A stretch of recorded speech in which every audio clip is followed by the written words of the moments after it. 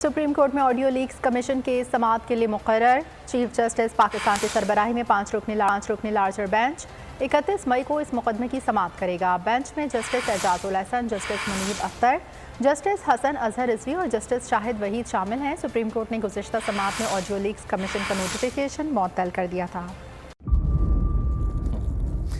इंतजार था ना, चलो इस बार वो करते हैं जो इससे पहले किया ही नहीं।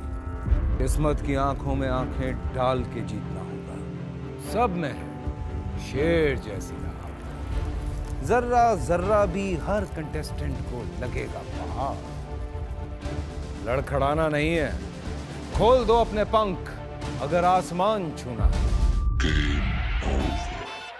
अबे लग रहा है ये सब पहले भी कहीं सुना है। एंटरटेनमेंट की गारंटी जनाब, क्योंकि यहाँ खेलोगे कूदोगे तो बनोगे नवाब।